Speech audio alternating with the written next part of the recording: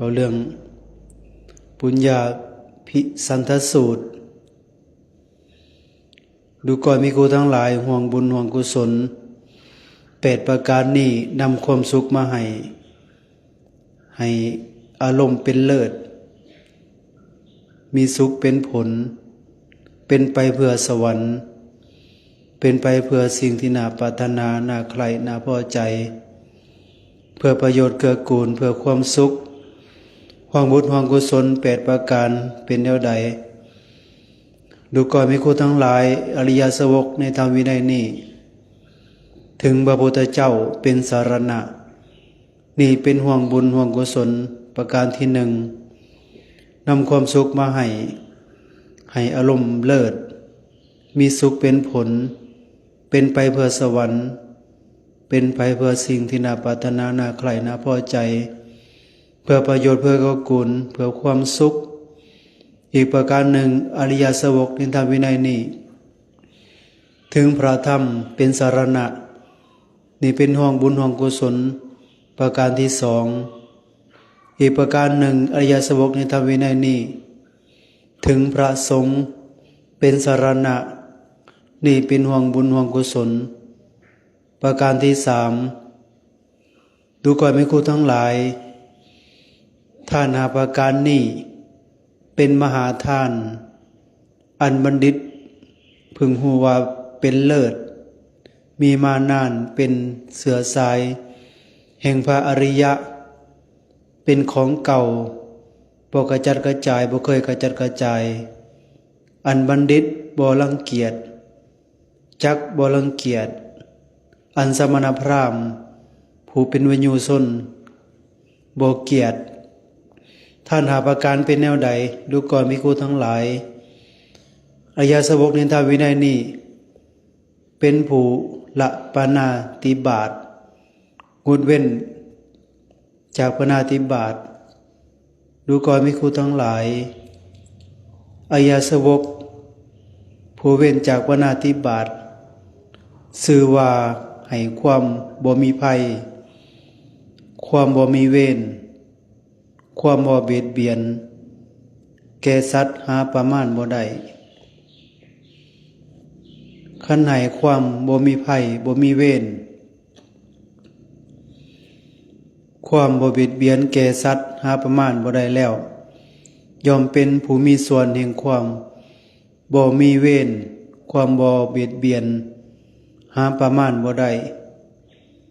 ดูก่อนมีครูทั้งหลายนี้เป็นทานประการที่หนึ่งที่เป็นมหาทานบัณฑิตพึงหูเป็นเลิศมีมานานเป็นเสือสายแห่งพระอริยะเป็นของเก่าบ่กระจัดกระจายบ่เคยกระจัดกระจายอันบัณฑิตบ่รังเกียจอันสมณพราหมณ์เป็นผู้เป็นวิญญูชนบ่เกียรติดูก่อนมีครูทั้งหลายห่วงบุญห่วงกุศลประการที่สี่อีกประการหนึ่งอริยสาวกละอทินนาทานงดเว้นจากอทินนาทานนี่เป็นทานประการที่สองนี่เป็นห่วงบุญห่วงกุศลประการที่ห้าอีกประการหนึ่งอริยสาวกละกามีสุมิสาจารงดเว้นจากกามีสุมิสาจาร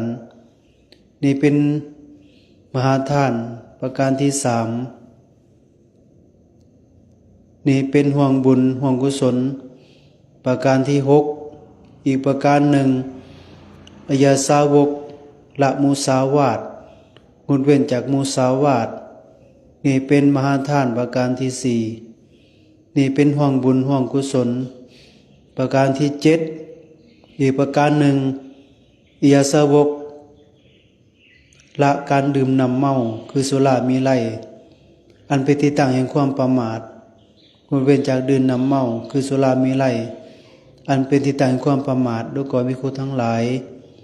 อริยสาวกผู้เว้นจากการดื่มน้ำเมาคือสุรามีไลอันเป็นที่ตั้งแห่งความประมาทชื่อว่าให้ความบ่มีเวรให้ความบ่มีภัย ให้ความบ่เบียดเบียนแก่สัตว์หาประมาณบ่ได้คันให้ทานความบ่มีภัยความบ่มีเวรความบ่เบียดเบียนแก่สัตว์ทั้งหลายหาประมาณบ่ได้ย่อมเป็นผู้มีส่วนแห่งบุญย่อมเป็นผู้มีส่วนแห่งความบ่มีภัยความบ่มีเวรความบ่เบียดเบียนหาประมาณบ่ได้ดูก่อนภิกขุทั้งหลายนี่เป็นมหาทานอันนี้คือห่วงบุญห่วงกุศลเนาะที่พระเจ้าเพิ่นว่าไว้เพราะว่าอันนี้เฮาคิดว่าศีลห้านี่เป็นแก่การรักษาศีลทั่วไปตามพวกเข้าใจแต่ว่าพระเจ้าว่าเป็นมหาทานเป็นทานอันยิ่งใหญ่เป็นว่ามีมาดนมานานแล้วตัวนี้ของบุญของกุศลเนี่ยนะก็คือมี8อย่างเนาะเราก็จำไว้เพราะว่าตัวนี้มันว่าไล่มาซึ่งความงามความดีซึ่งบุญซึ่งกุศลคือบอกไปแล้วนี่เป็นไปเพื่อสวรรค์เนาะคือเฮาทั้งหลายนี่การเฮาเข้าถึงพระพุทธเจ้าเป็นที่พึ่งเป็นสรณะการเข้าถึงพระธรรมเป็นที่พึ่งเป็นสรณะการเข้าถึงพระสงฆ์เป็นที่พึ่งเป็นสรณะอันนี้ก็สำคัญเนาะเฮาจะเป็นอุบาสกเป็นอุบาสิกาได้นะเฮาต้องเข้าถึงพระพุทธพระธรรมพระสงฆ์เป็นที่พึ่งเป็นสรณะนั่นแหละเพิ่นจะเอิ้นว่าเฮาจะเป็นอุบาสกอุบาสิกาถ้าเฮาบ่มีพระรัตนตรัยบ่สามารถทานพระรัตนตรัยเฮาก็บ่ได้ชื่อว่าเป็นอุบาสกอุบาสิกานะเฮาส่วนหลายเนาะเว้ากันซื่อๆนะเฮาเป็นชาวพุทธบริษัทจะเฮาเป็นจักบ่เนาะถ้าเฮาบ่ได้เข้าถึงพระพุทธพระธรรมพระสงฆ์เป็นที่พึ่งเป็นสรณะก็ถือว่าเฮาบ่ได้เป็นอุบาสกอุบาสิกาอย่างแท้จริงเนาะ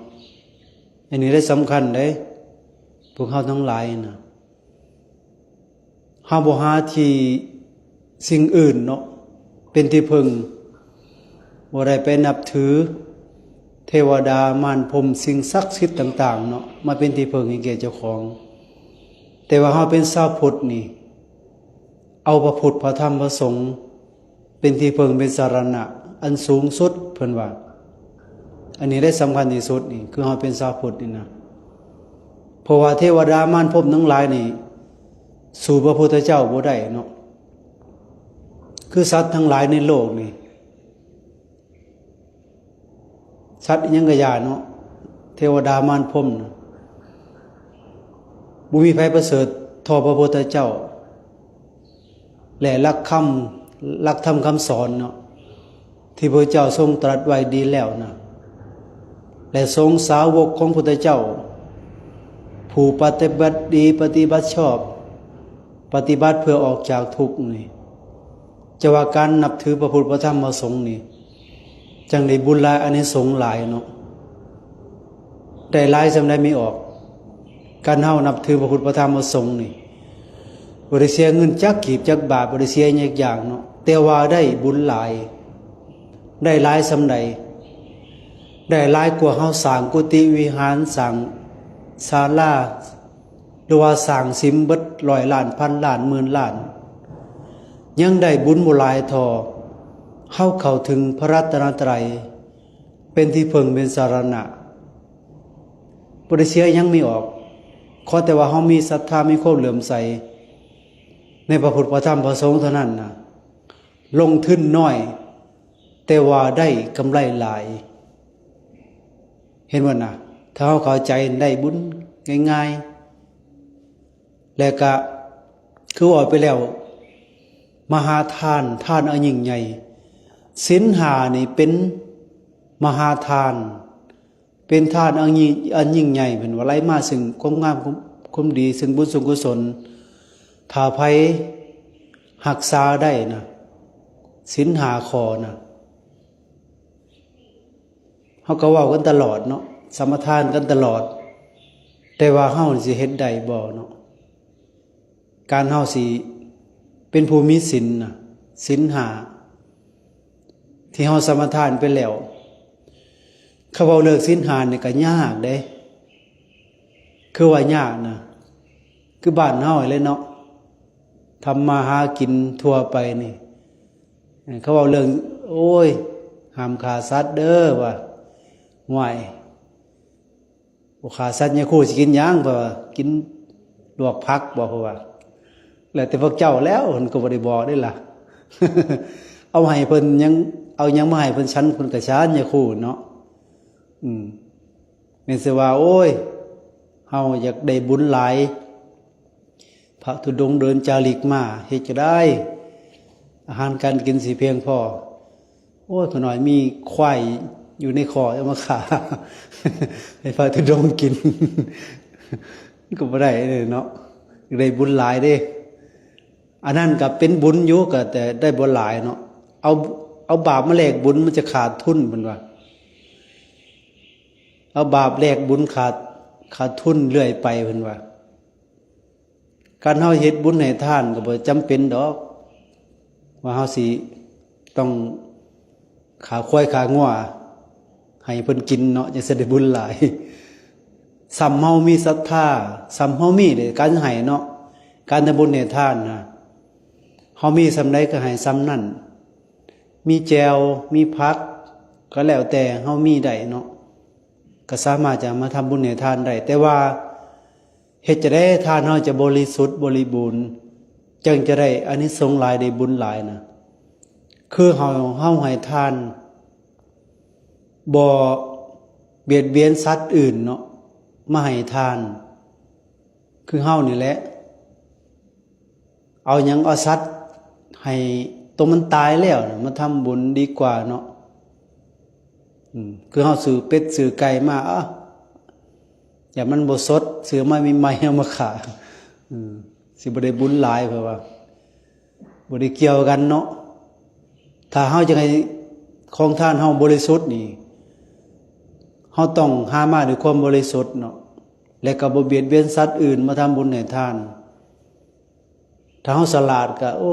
ตัวใดมันตายเขาขายในตลาดไปซื้อเอามันตายแล้วนะเขาไปสั่งเขาก็บ่ได้อีกได้ขาไก่ก็ได้สัก3 โตเพราะว่า ไปสั่งเขาขานี่ก็บาปเหมือนกันนะฮะไปสั่งเขาได้เนาะเขาก็ไปเอาตัวใดมันตายแล้วสินะที่เขาขายนั่นเพื่อมาทำบุญให้ทานอันนี้ก็สำคัญในการทำบุญให้ทานเนาะถ้าเฮาให้การให้ทานนี่นะถ้าบุคคลคือพระสงฆ์สามเณรนี่นะเป็นผู้มีศีลบริสุทธิ์แต่ว่าเฮานี่หามาด้วยความบ่บริสุทธิ์บุญก็ได้ครึ่งหนึ่งเนาะเป็นยังได้ครึ่งหนึ่งเพราะว่าของทานเฮาบ่บริสุทธิ์เด้แต่ว่าพระสงฆ์นี่บริสุทธิ์ดีเนาะบาดนี้ของทานเฮาบริสุทธิ์บัดนี้แต่ว่าพระสงฆ์บ่บริสุทธิ์คือพระสงฆ์นี่บ่มีศีลมีธรรมของทานเฮาก็สิได้ครึ่งเดียวคือกันเนาะบ่ได้เต็มที่นะบ่ได้เต็ม 100% บาดนี้บางเทื่อนี่ของทานเฮาก็บ่บริสุทธิ์ผู้รับพระสงฆ์ก็บ่บริสุทธิ์ของทานเฮาแฮงก็ได้น้อยลงกว่าเก่าและก็ถ้าของทานเฮาหามาด้วยความบริสุทธิ์เฮามาถวายแก่สงฆ์ผู้มีศีลบริสุทธิ์ของทานเฮาก็จะได้หลายเพิ่นว่าเพิ่นเปรียบเหมือนเฮานี่เอากาไปดำหน้าเนาะไปดำหน้านู่นกาเฮานี่งามแต่ว่าไปดำหน้านู่นหน้าขี้หินแห่จะว่ามันสิงามอยู่ได้เขาก็ได้น้อยเดียวเป็นบ่เลยก็ได้บ่หลายกาถึงจะงามก็ย่าเนาะแต่ว่าหน้าเฮาบ่งามบัดนี้งานหน้าเฮางามบัดนี้กาบ่งามเหมือนเนาะเอาไปดำมันก็บ่งามคือเก่าเนาะก็ได้บ่หลายคือกันบัดนี้ถึงกาก็บ่งามถึงไปดำหน้าหินแห่พร้อมบัดนี้แฮงได้น้อยบัดนี้นะมันเปรียบเทียบบัดนี้หน้าก็งามกาก็งามไปเฮ็ดเขาไปเฮ็ดหน้ามันก็ได้เขางามเนาะก็ได้เขาลายเปรียบเหมือนทานเฮาก็บริสุทธิ์ผู้รับทานก็บริสุทธิ์บุญก็ได้หลายเพิ่นว่าในการทำบุญให้ทานอันนี้ได้สำคัญเนาะในการให้นะ ในการทำบุญในทานนี่มันก็แตกต่างกันไปจะว่าคนเฮาเกิดมาในโลกนี่มันก็เลยแตกต่างกันก็เป็นย้อนหยังย้อนว่าการให้ทานของคนเฮานี่มันบ่คือกันเนาะแต่ละคนนะแต่ละอย่างนะเฮาเกิดมาก็เลยแตกต่างกันหรือว่าผู้หญิงสตรีเกิดมาก็บ่คือกันเนาะไม่ออกนี่นะไม่ออกถึงพอออกไม่ออกเลยเนาะแต่ก่อนมีไม่ออกหนึ่งเราไปถามพระพุทธเจ้านางมาริกาเทวีไปถามพระเจ้าว่าผู้หญิงนี่มันคือบ่คือกันแล้ววะหรือว่าคนเฮาเกิดมาเป็นคือบ่คือกันเนาะแม่นว่าไม่ใหญ่พ่อใหญ่บ่คือในไรบางคนนี่เกิดมางามแล้ววะบางคนเกิดมาขี้ร้ายบางคนนี่เกิดมารวยบางคนนี่เกิดมาถูกบางคนนี่เกิดมามีอำนาจวาสนาบางคนเกิดมามีวาสนาน้อยบางคนเกิดมาแตกต่างเห็นบ่ขี้ร้ายงามก็แตกต่างกันร่ำรวยก็แตกต่างกันเป็นย้อนหยังน่ะเป็นย้อนเฮาทำบุญมาแต่ก่อนเนาะบางคนเกิดมานี่เป็นคนทุกข์ยากลำบากขาดแคลนหากินกับฝืดเครื่องบางคนหาจะสิล้มสิตายก็บ่ห่างบ่มีเพิ่นจักเทื่อเนาะย้อนหยังย้อนทำบุญมาหน่อยเนาะบางคนบ่เคยให้ทานกันให้น้อยเดียวบางคนเนาะบางคนนี่บ่เคยให้เลยบุคคลใดเป็นคนขี้ตนีเดี๋ยวไหนมอกทำบุญให้ทานแก่สมณะสีพราหมณ์เกิดมาก็สิทุกข์ยากสิลำบากในการเกิดมาเป็นคนเป็นมนุษย์บัดนี้ทุกข์ยากลำบากแล้วยังบ่พอยังขี้ร้ายพร้อมบางคนน่ะเคยเห็นบ่มีออกทุกข์แล้วยังบ่พอขี้ร้ายพร้อมขี้ร้ายซำใดผู้บ่าวเห็นปุ๊บเบิดแล้วไม่ออกก็ได้ยิ้มสิผู้บ่าวน้ำย่ำใดนี่ห่วยได้สู่คนนั้นย่ำนั้นเลยบ่เพลงก็เว้านะยิ้มสิเล็กน้อยก็จนไห้เลยเนาะความขี้ร้าย นั่นแหละเพิ่นว่าบางคนนี่ทุกข์บ่พอขี้ร้ายพร้อมเป็นย้อนหยังน่ะทานก็บ่ให้แล้วก็เป็นคนมักโกรธมักเครียดผู้ใดหายเก่งเครียดเก่งพวกนี้นะจะเป็นคนมีผิวพรรณซามเป็นคนขี้ร้ายพวกนี้นะแต่ก่อนมันมีนางหนึ่งเนาะขี้ร้ายนางนางว่าปัญจาปาปีขี้ร้ายหาประการนางนี่นะความขี้ร้ายนี่ขี้ร้ายแบบเดียวจะพอแห้งเลยหาประการความขี้ร้ายนะมียังไงขี้ร้ายไม่ออกหนึ่งตาเร็วตาเสื่อมภาษาบ้านเฮาเนาะสองผมหยึงผมเราเนี่ยสามหูดังเบี้ยวบิดบ่ได้ดงได้งามคือเฮาเด้หูดังเรานะเบี้ยวบิดสี่ปากบ่หุ้มแขวปากน้ำลายเฮ้ยยืดอยู่แขวแล้วนะปากแล้วนะ หาขาเปบัดนี้บ่มีหม่องเอาเลย ว่าเนาะพูดว่าขี้ร้ายอิลิอะลอนางขี้ร้ายหาประการเนาะแล้วเป็นอย่างเราคือขี้ร้ายแท้แล้วให้ทานบ่เคารพมีออกระวังเด้อให้ทานนะเห็นยาคูมาคัดแขว ยุ่มก้นใส่สั่งเพิ่นมาแผ่ทำบุญให้ทานนางปัญจาปาปีแต่สมัยก่อนเนาะมีพระปัจเจกพุทธเจ้านี่เพิ่นบิณฑบาตไปขอขี้ดินเหนียวลาวนี่คนอินเดียเนาะเขาปั้นขี้ดินเหนียวมาเพื่อสิมาเฮ็ดเฮือนเนาะแต่ก่อนน่ะบ้านเฮาเห็นบ่เราเฮาเฮ็ดเตาถ่านนี่บ่เอาขี้ดินเดียวมาคนใส่กันแล้วก็เฮ็ดคนแต่สมัยก่อนเนาะอยู่นี่ก็มีเนาะอินเดียน่ะเขาเฮ็ดเฮือนน่ะเขาขี้ดินนี่ไปทาเฮือนเขาเจ้าพระปัจเจกพุทธเจ้าเพิ่นอยู่ในภูในเขาเนาะอากาศมันหนาวมันลมพัดเข้าไปแล้วสิไปยาธรรมยาหยังแหละไปบิณฑบาตขอดินเหนียวนางนี่ก็โอ้ว่ะ พระนี่ก็สัวตายแท้แล้วว่ะเฮ็ดจำนี่ก็บ่ได้ขี้ดินเหนียวซื่อๆก็ได้ยังจะมาขอนำอยู่มาบิณฑบาตนั่งแล้วก็บ่จะไข่เนาะคนมีศรัทธาดิเวลาพระตะกี้นี่เพิ่นบ่ขอเพิ่นบ่ได้ขอด้วยวาจาได้เพิ่นก็มายืนคือเพิ่นมาบิณฑบาตนี่นะเพิ่นก็บ่ได้บอกแล้วมีออกมาใส่บาตรแน่เพิ่นก็บ่ได้ว่าได้ล่ะพระอยากใส่ให้ก็ใส่บ่ใส่แล้วก็อย่า พระก็มายืนเนาะคนอินเดียเขาฮู้คือว่ามายืนแล้วต้องการนั่นน่ะนี่เนาะคือแต่สมัยก่อนนี่พระพญาบิณฑบาตนี่ย่างไปไกลเฮือนเพิ่นก็ยืนท่าก่อนว่ามีออกสิใส่บาตรให้บ่คันหึงบ่ใส่แล้วก็เพิ่นก็ย่างไปจังซี่น่ะ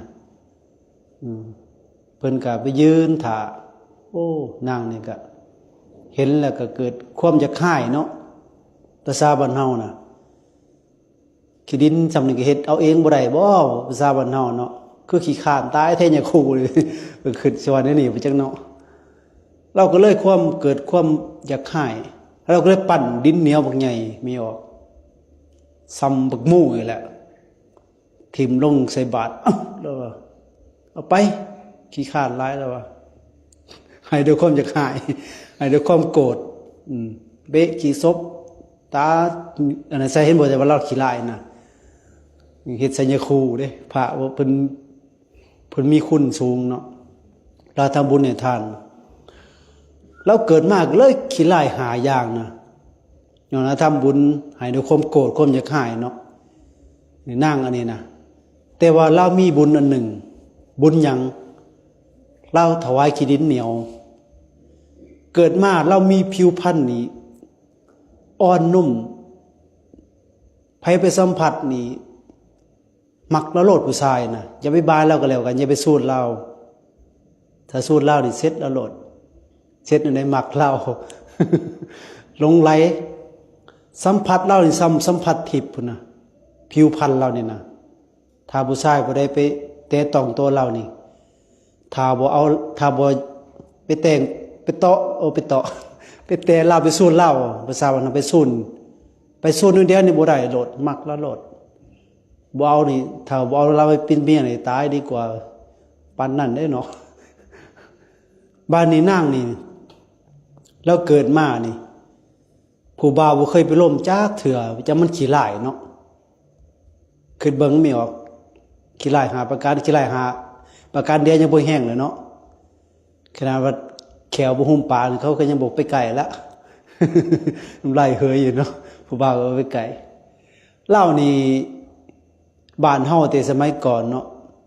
ไปเล่นมักลี่มีเคยเล่นในสมัยก่อนเนาะยามเดือนแจ้งนั่นแหละเล่นมักลี่ก็เด็กน้อยเพิ่นก็อายุ16 17ปีเป็นสาวแล้วเด้เนาะเพิ่นน่ะไปหาเล่นกับเด็กน้อยอายุ11 12ปีเนาะเพิ่นก็เป็นสาวแล้วมีผู้บ่าวมาล้มจักเถื่อเพิ่นก็ไปหาเล่นแลนกลีแล้วกลางคืนมันก็เด็กน้อยพระราชามาเบิ่งราษฎรเป็นแนวใดอยู่เย็นเป็นสุขบ่มาจอบภาษาบ้านเฮาเนาะแปลงกายมาเบิ่งพระราชาบ่เคยเห็นโอ้นางอันนี้นำเฮ็ดหยังนี่พักเฮ็ดหยังเนาะเพิ่นก็ไปจอบเบิ่งแล้วพระราชาบ่เคยเห็นเด็กน้อยไปเล่นบักลี่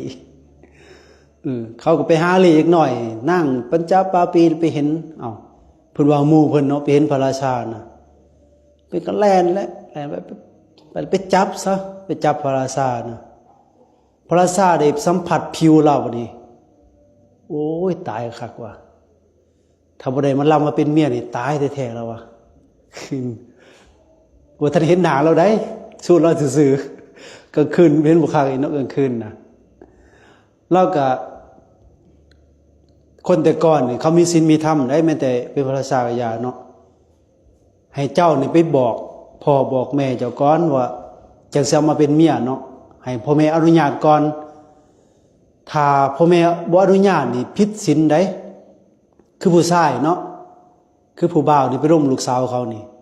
ถ้าพ่อแม่บ่เห็นดีเห็นงามนำนี่ผิดศีลข้อที่3เนาะล่วงละเมิดในศีลข้อที่3นะถ้าพ่อแม่บ่ได้อนุญาตว่าแต่ผัวเขาเมียเขาได้ลูกสาวเขาก็ผิดถ้าเฮาไปล่วงละเมิดเพราะว่าพ่อแม่ยังคุ้มครองอยู่เนาะหรือว่าญาติพี่น้องคุ้มครองก็ได้คือกันเนาะ เอื้อยอ้ายคุ้มครองนี่ก็ผิดคือกัน ก็เลยพระราชาเลยว่า ให้เจ้าไปบอกแม่พ่อจะด้วยว่าข่อยเจ้าจะมาเป็นเมียว่ะบอกนางปัญจวาปีหั่นน่ะเพิ่นก็เมื่อและตอนเช้าก็ไปบอกพ่อกับแม่เด้พ่อเอ้ยแม่เอ้ยเพิ่นว่าตอนนี้มีผู้บ่าวมามักข่อยได้เพิ่นว่า อยากเอาข่อยมาเป็นเมียว่ะแม่ก็พอว่าได้ไม่ออกไปเงียบมึงในแว่นน่ะมึงเคยมึงเงียบแว่นมึงอยู่บ่วะ ไปสมมักโอ้ขี้ไล่ไปเลยภาษาบ้านเฮาเนาะมึงขี้ไล่ไปมีผู้เอาโลดเขามีผู้เอาก็ได้ภาษาบ้านเฮาเนาะขี้ไล่ปานนี้ยังมีคนมามักอยู่บ่วะมีแล้วเพิ่นว่าเพิ่นก็อนุญาตก็มาบอกพระราชาก็คืนกับมาหาก็บอกอนุญาตก็ได้เป็น ผัวเป็นเมียกันกับพระราชาเนาะบาดนี้ช่วงนั้นแล้วก็พระราชาก็เลยคิดว่าโอ้เฮ็ดจะได้ใช้นางนี่ไปอยู่นำอยู่พระราชวังนี่นะสาวเมื่ออยู่พระราชวังบ่ได้บัดนี้เป็นธรรมดาได้นางนี่ก็ได้เราก็เลยให้พระราชานี่วางแผนโอ้ยจะได้เนาะสิได้นางนี่ไปอยู่พระราชวังในมื้อนั้นก็นางนี่ก็เลยมีพ่อเรานี่ป่วยเป็นโรคพร้อมเรืองถ้าได้กินข้าวมาทุปายาตในพระราชวังนี่สิหายจากโรคเนาะนั่นก็ไปเว้าให้สามีฟังเนาะว่าพ่อเขานี่ป่วยเรื่องนั้นเรื่องนี้เนาะถ้าได้กินข้าวมาทุปายาตของพระราชานี่สิหายจากโรคพระราชาโอ้สิญายังเขาจะมาให้ว่าคงเราเป็นพระราชาเนาะก็เลยเอาข้าวมาทุปายาตมาแล้วก็เราก็เอาลูกแก้วมาของมีค่ามาป้าไว้ในเฮือนในติ๊บเขาแหละเราเอามาเสื่องไว้เนาะเราเอาอาหารไปให้พอจะกินก็มีลูกแก้วพร้อมซ่อนไว้เนาะเพื่อจึงให้ฮู้สาวนางนี่ไปอยู่นำก็เลยกลับไปราชวังก็เลยบอกพวกทหารพวกอำมาตย์ว่าโอ้ยลูกแก้วข่อยของมีค่าหายจักไผลักไปว่ะจะไปหาเด้อคือบ้านเฮานี่เนาะบ้านยังมณีราชนี่นะหาวัดในบ้านมณีราชนี่แม่ทิพย์เขาก็หาเด้อเพิ่นว่าเขาเพิ่นไปเสี่ยงไว้เองเนาะให้เมียมันไปเสี่ยงไว้หาเบิดในขอบครัวนี่นะก็เลยก็พากันไปหาไปเห็นอยู่เฮือนนั่งพระจาปาปีเนาะโอ้ว่าเจ้าไปลักลูกแก้วของพระราชามาจังไดนี่ก็เลยไปถามว่าจะเอามาแต่ไสเนี่ยว่านางโอ้ยผัวข่อยมาให้ว่าห่วยผัวจะเป็นผู้ใดวะคือได้หาลูกแก้วของพระราชาเนาะเจ้าฮู้ว่าผัวเจ้าน่ะฮู้และบัดนี้เฮ็ดจะได้จังสิฮู้ให้เรามาจับเบิ่งเนาะเอาม่านมากั้งไว้ผ้าขาวมากั้งไว้และผู้ชายคือในบ้านเฮามีผู้ชายเบิดทุกคนเนี่ยเอามาเบิดผู้ชายนะให้เราจับมือเด้ว่าผู้ใดเป็นผัวเราผู้ชายเนี่ยเวลาเดมือเข้าไปเนี่ยเราจับนี่มักแล้วโลดตายว่าจะได้ไปเป็นเมียเด้ว่าสัมผัสเรามันนุ่มนวลเนาะสัมผัสของเรามือเรานะห่างกายเราเนาะผู้ใดจับเราก็จะได้เราผู้ใดจับกับบ่แม่นบัดนี้เหลือกับผู้ชายบ่มีอีกแล้วอ้าวเหลือแต่พระราชายังบ่ได้จับเนาะพระราชาเลยไปจับเบิ่งก็เลยเราก็จื้อได้ว่าเราเป็นผัวเราเนาะ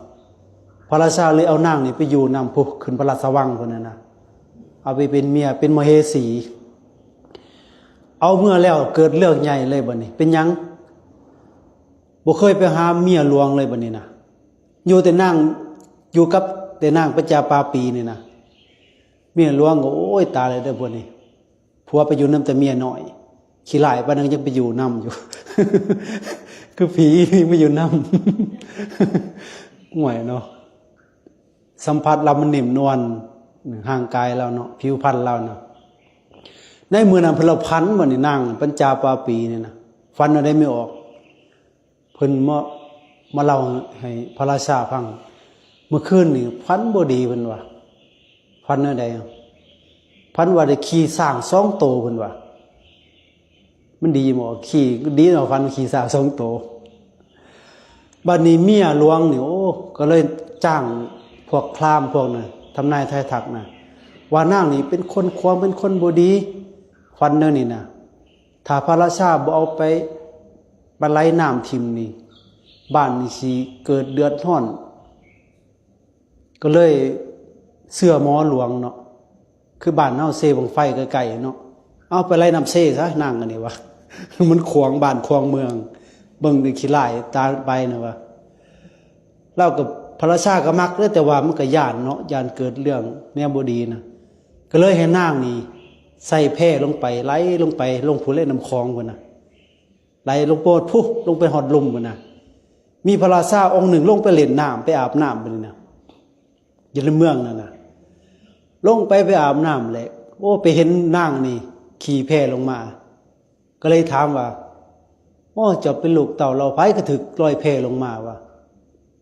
ลาโลโอ้ยคนนี้เป็นเมียพระราชาได้เพิ่นว่าพระราชาเลยเห็นคือผีดูโอ้ว่ะเมียพระราชาได้สิขี้หลายตายแต่ว่า พระราชาขึ้นในใจโอ้นางนี่คือว่าบ่คิดตัวบ่ว่าพระราชาสิมักเด้อเดาขี้หลายปานนี้มันคือเว้าภาษาบ้านเฮาเนาะคือเว้าโพดแต่เบิ่งสิโยลงจากแพมันตกน้ำตายซะมันว่าเด้ เพิ่นเอามือไปสูดเหล้าปานนี้นะสิโยเราลงน้ำนะเพิ่นเป็นบายเรามักเหล้าปานนี้ตายว่ะถ้าบ่ได้นางนี่กูตายแท้ๆเพิ่นว่าเอามาเป็นเมียว่ะเด้เอานางประจำปีนี่นะบัดนี้พระราชาองค์นั้นได้ยินข่าวโอ้พระราชาองค์นั้นเอาเมียเจ้าของนี่สิยกทัพไปตีเอาคืนมื้อนี้ที่นำไม่ออกนางนะเดี๋ยวผัวเดี๋ยวพระราชาสององค์เป็นผัวนะบัดนี้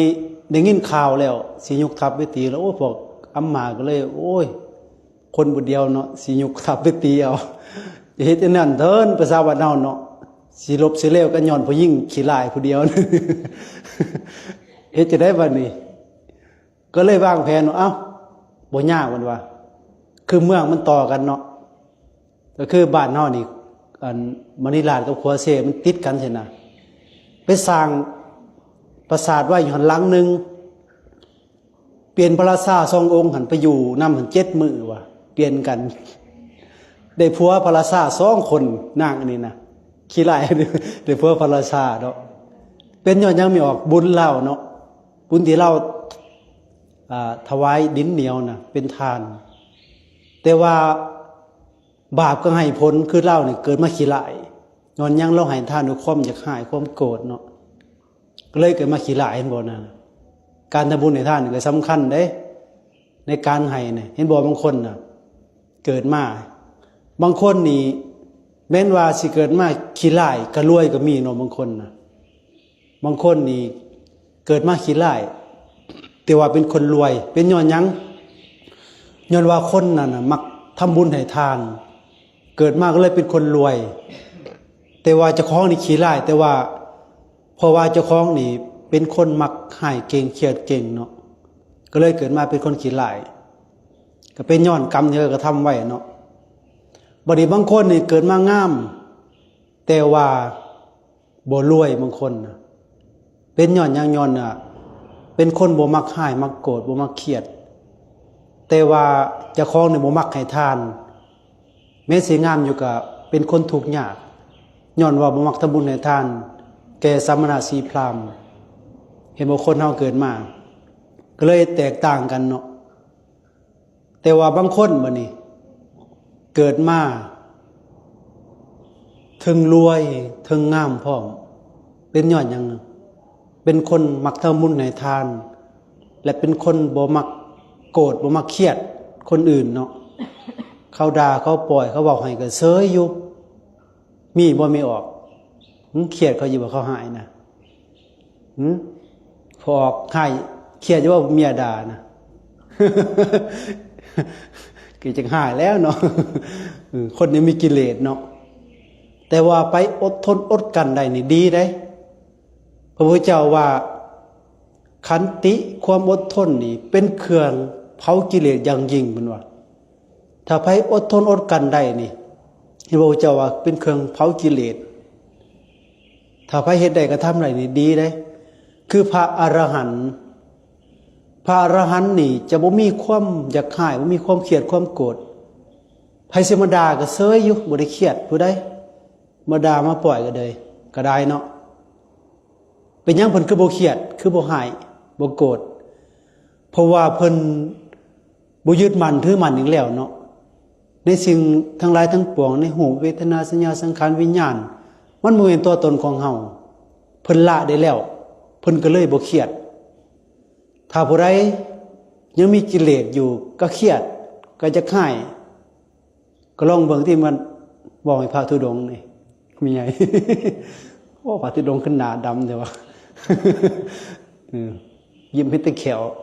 บ่ดำไม่ได้นอนตากแดดเป็นมือเป็นเว้น12 โมงก็พาย่างบ่ดำเลยเนาะย่างตากแดด ตะกี้ก็ขาวอยู่ว่าก็ได้มานั่งหาย่างอะไรก็เลย มันก็ดำเนาะ อันนี้แหละเพิ่นว่าคนเฮานี่เกิดมานะถ้าเฮาอดทนอดกันได้นี่ก็เป็นสิ่งที่ดีเนาะเพราะว่ามีแต่พระอริยะเท่านั้นเนาะพระอรหันต์พระอริยบุคคลเท่านั้นสิบ่หายบ่เครียดบ่โกรธเนาะแต่ว่าคนธรรมดาสามัญนี่ก็มีความอยากหายเพราะว่ายังเฮายังมีความโกรธความโลภความหลงเฮายังมีราคะโทสะโมหะอยู่มันก็มีความอยากหายเป็นของธรรมดาเนาะคนเฮานี่จะว่าให้บอกคนเฮานี่เกิดมาแตกต่างกันแล้วบางคนนี่เกิดมาก็เป็นคนบ่มักริษยาถ้าผู้ใดบ่มักริษยาคนอื่นสิเกิดมามีอำนาจวาสนาเกิดในตระกูลสูงเนาะคือนางมาริกาเทวีนี่เราเป็นเมียพระราชาเนาะแต่ว่าเรานี่เป็นคนขี้ร้ายนางนี่นะเป็นคนผิวพรรณดำเป็นคนผิวพรรณบ่งามเราก็เลยว่าโอ้ยเนาะสงสัยแต่สมัยก่อนนี่แต่พวกก่อนชาติก่อนแล้วบอกกับพุทธเจ้าเนาะขน้อยนี่คือสิเป็นคนหายเก่งแล้วว่ะเกิดมาก็เลยเป็นคนดำขน้อยนี่ผิวพรรณบ่งามแล้วว่ะเราก็เลยว่านับตั้งแต่มื้อนี้ไปนี่ขน้อยนี่สิบ่หายบ่เครียดบ่โกรธผู้ใดอีกแล้วว่ะระว่าจังซี่ได้เป็นหยังเกิดมาศาสนาย่านขี้ร้ายแล้วว่ะนางมาริกาเทวีแล้วว่ะขน้อยสิบ่หายไว้บัดนี้สิบ่เครียดให้ผู้ใดเขาเว้าให้กะยาเพิ่นว่าเป็นหยังขน้อยย่านขี้ร้ายเกิดมาศาสนาแล้วว่ะเด้อมีออกพยางามเศร้าเครียดเด้อบัดนี้ เศร้าจักหาย จักสิงามเนาะเฮางามศาสนี้กะยาเด้เฮางามศาสนี้เป็นหยังย้อนว่าเฮาบ่มักเขียนมักโกรธเนาะถ้าแต่ว่าเฮามาเขียนมาโกรธเกิดมาศาสนาก็สิหลายได้บัดนี้แต่เฮาเฮ็ดแนวนั้นเนาะอันนี้ได้สำคัญที่สุดแหละจะว่ากรรม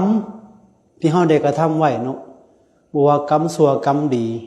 คือเว้าไปแล้วเขาเว้าเรื่องคือเว้าเรื่องกรรมเนาะคือการกระทำน่ะ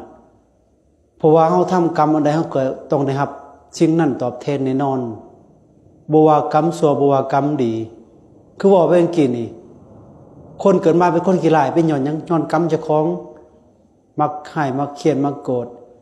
คนเกิดมาเป็นคนงามเป็นย้อนหยังก็เป็นย้อนกรรมคือกันกรรมหยังกรรมดีบ่มักหายบ่มักเครียดบ่มักโกรธก็เป็นกรรมดีเขาได้กระทำบางคนเกิดมาทุกข์ยากลำบากก็เป็นย้อนหยังเป็นย้อนกรรมที่เขามักทำบุญในทานก็เป็นย้อนกรรมเขาเจ้าบางคนเกิดมาเป็นคนมีฐานะร่ำรวยมีโภคทรัพย์สมบัติ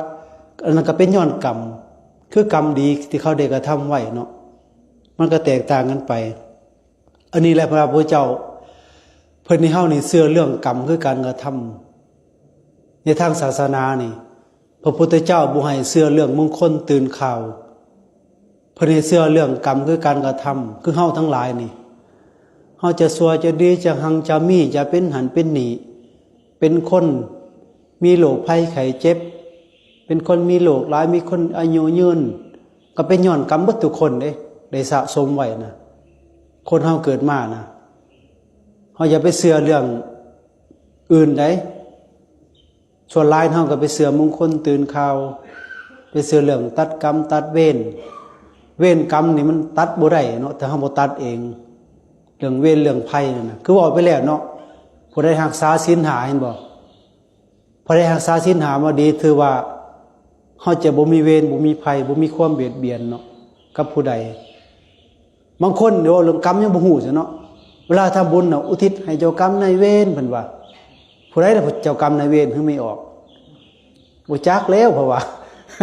เวลาเฮ็ดบุญให้ทานอุทิศให้เจ้ากรรมนายเวรเวรไปว่ายังเวรว่าส่งคืนให้เวรน่ะถ้าเจ้าไปฆ่าเขาก็จะฆ่าเขาจะฆ่าเจ้าคืนนั่นแหละเวร ถ้าไผบ่ยังมีกรรมมีเวรก็จะไปเฮ็ดจะไปสร้างอย่าไปฆ่าผู้ใดอย่าไปเบียดเบียนผู้ใดเขาก็บ่เบียดเบียนเฮาเนาะเฮาไปรักของเขาเขาก็สิมารักของเฮาเห็นบ่น่ะเวรมันส่งคืนนั่นน่ะเห็นบ่บางคนน่ะบางคนนี่มักเข้ามาลักน่ะขณะเกิดขาดก็ยังเขายังเอาน่ะขึ้นเบิ่งก็ไม่ออก ย้อนยังกรรมเก่าด้วยน่ะเห็นบ่ยะถาซื้อบุญมันมักเทศตลอดน่ะเกิดอีแตะเกิดบ่งามเขาก็ยังเอาก็ยังเสียตลอดเพิ่นว่าเป็นหยังกรรมเก่าเนาะไปหาหลักของเขาเขาเอาคืนเด้อไม่ออกถ้าผู้ใดเขามักมาลักดุๆน่ะแม่นละเคยลักของเขามาก่อนแหละนั่นแหละเพิ่นว่าถ้าเฮาว่าจะไปมีกรรมมีเวรกับผู้ใดเฮาก็รักษาศีลให้ดีเนาะอย่าไปฆ่าสัตว์อย่าไปลักของคนอื่นอย่าไปนอกใจสามีภรรยาอย่าไปเว้าขี้ตัวอย่าดื่มของมึนเมามันเกี่ยวยังกับของมึนเมาของมึนเมานี่มันเป็นแนวบ่ดีเนาะที่พระเจ้าเพิ่นสอนน่ะเฮากินแล้วมันเกิดความประมาทกินเหล้ากินเบียร์น่ะเวลาเมาแล้วน่ะผู้ใดมักกินเหล้ากินเบียร์ของมึนเมานี่เกิดมาชาติหน้าก็สิเป็นพี่บ้าไม่ออกกินได้หลายเด้ออยากเป็นบ้าก็ได้เกิดมาชาติใดเป็นพี่บ้านะ กินเหล้ากินเบียร์หลายๆเฮาเบิ่งก็ได้น่ะพวกเสพยาบ้านั่นมันสิฮอดชาติหน้าอีหยังชาตินี้แหละเนาะมันเป็นบ้าน่ะไปเบิ่งเต็มอยู่คุกพุ่นน่ะ บักคำพานลูกเขานะเห็นบ่นะ สูบยาบ้าสูบแนวบ่ดีของเสพติดต่างๆนั่นแหละเพิ่นว่าก็ย้อนยังย้อนเฮ็ดผิดศีล5แล้วน่ะย้อนนอขาดศีลน่ะอันนี้แหละบ่ต้องเฮ็ดจังหลายดอกไม่ออกการเฮ็ดความดีน่ะถ้าเฮาเข้าใจเนาะการทำความดีหรือว่าความชั่วน่ะอยู่ไสก็เฮ็ดได้แม้ว่าเฮ็ดความดีสิมาลงมาวัดจังเดียวสิเฮ็ดความดีได้ได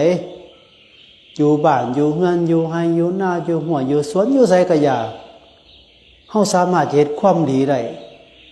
เฮ็ดความดีได้ทั้งกายทั้งวาจาและก็ทั้งใจเฮ็ดดีทางกายมีหยังแน่บ่ฆ่าสัตว์บ่ลักทรัพย์บ่ประพฤติผิดในกามนี่เรียกว่าเฮ็ดดีทางกายเฮ็ดดีทางวาจาบ่เว้าขี้ตัวบ่เว้าส่อเสียดบ่เว้าคำหยาบบ่เว้าเพ้อเจ้อบางคนก็บ่เข้าใจเด้อบ่ส่อเสียดเป็นจังได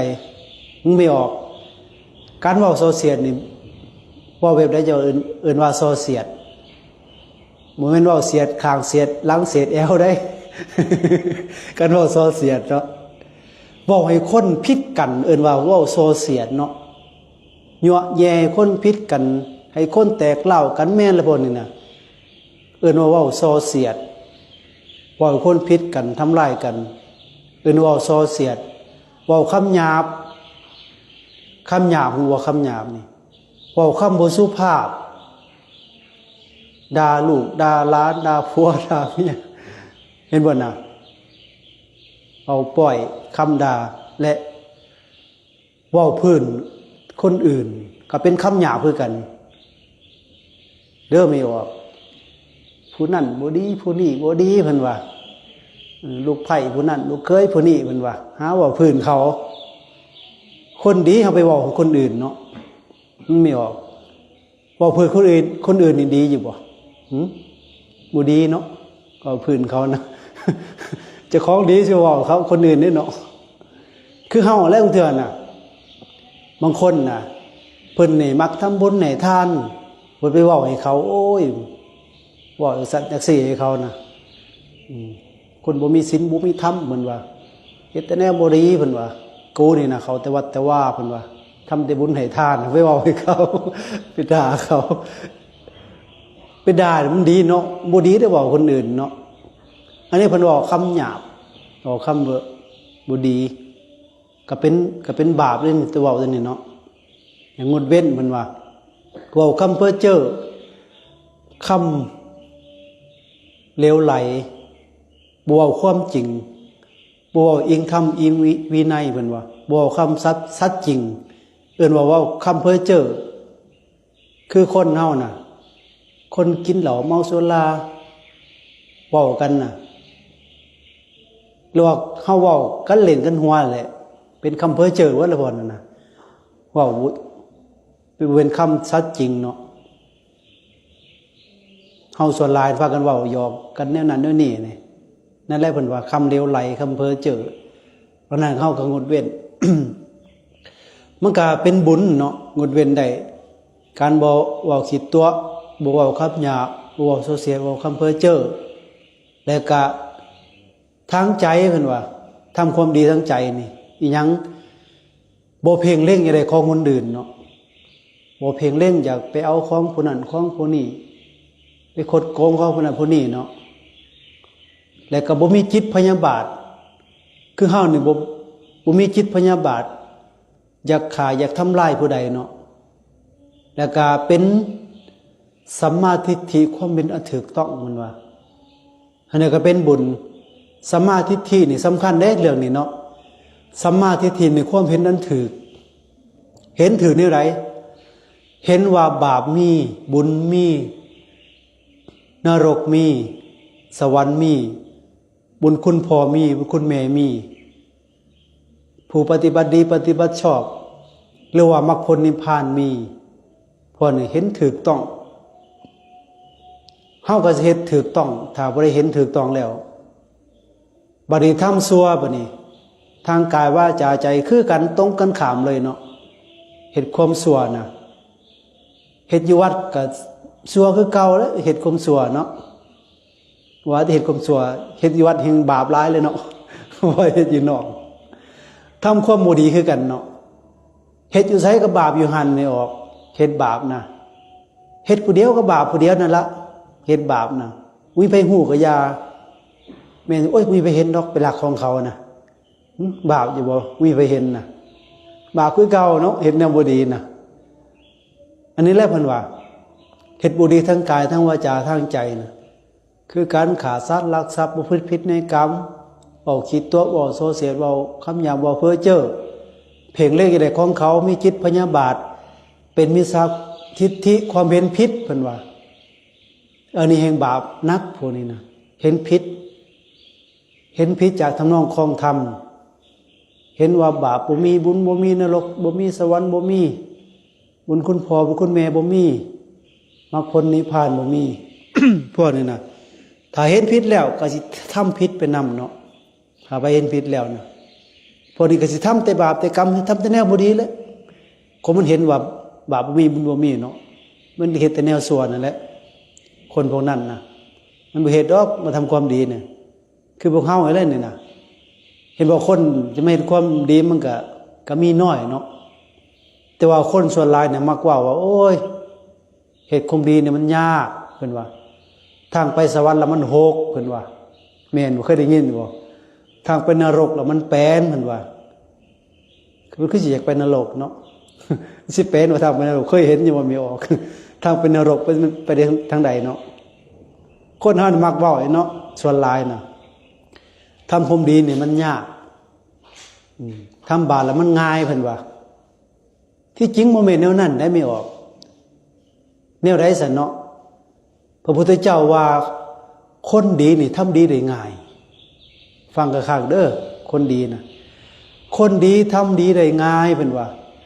คนดีทำชั่วยากคือไม่ออกแล้วสิไปหาหลักเขานี่โอ้ยตายแล้วสิไปเป็นหลักของผู้ใดเฮ็ดบ่ได้เด้สิไปหาหลักไปหาขาทำลายคนอื่นเนาะคดโกงคนอื่นนี่เป็นหยังคนดีนี่เฮ็ดชั่วยาก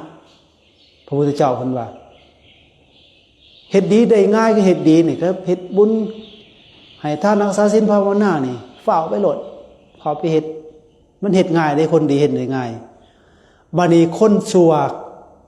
เฮ็ดชั่วได้ง่ายเพิ่นว่าเฮ็ดดีได้ยากคนชั่วน่ะแก่คอมากก็บ่มาวัดน่ะ มันยังมันเฮ็ดยาก แม่นโยมไม่ออกแต่เฮ็ดความชั่วโอ้ยลำบากมันได้ก็ไปเฮ็ดไปหาหลักของเขานี่ไปจอบเที่ยงคืนก็จะไปหาหลักอยู่เห็นบ่น่ะ คนมันยากเลยเนาะเฮ็ดว่าคนน่ะคนชั่วเฮ็ดชั่วได้ง่ายเฮ็ดดีได้ยากเพิ่นว่าอย่าไปเว้าเด้อเพิ่นว่าโอ้ย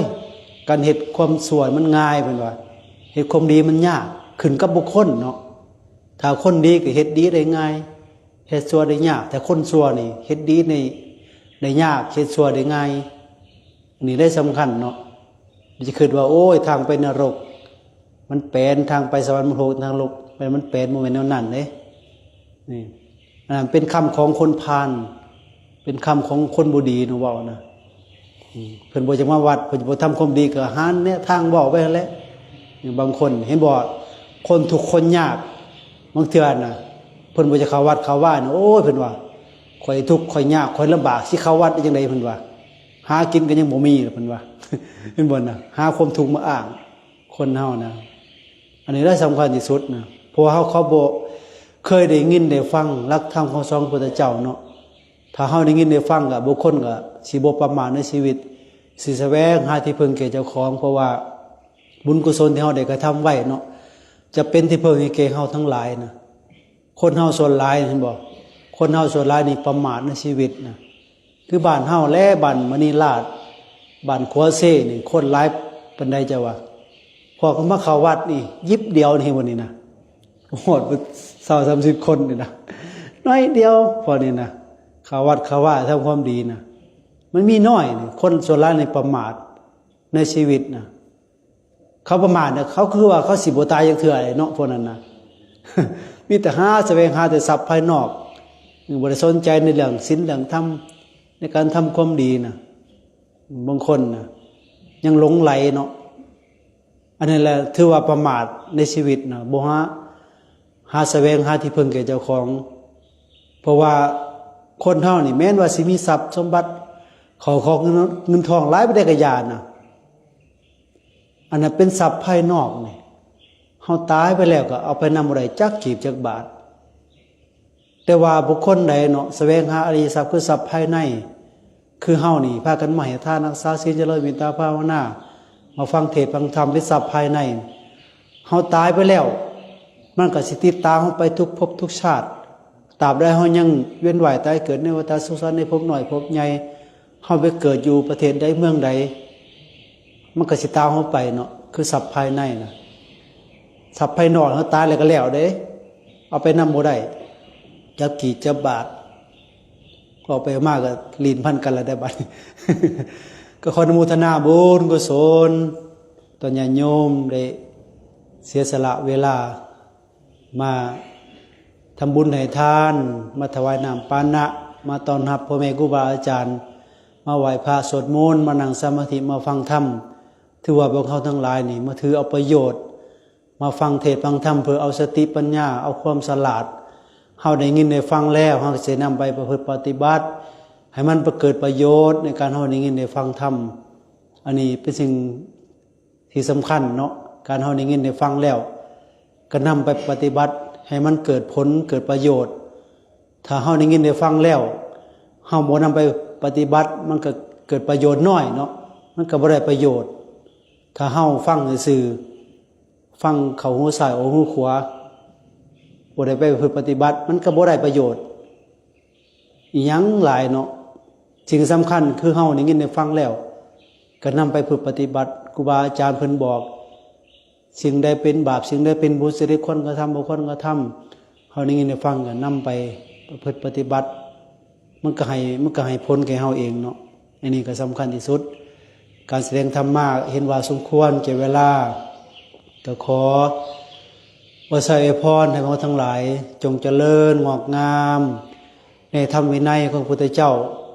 เพื่อจะนำตนของตนให้พ้นจากกองทุกข์ถึงสุขอันไพบูรย์กล่าวขึ้นมาบนพระนิพพาน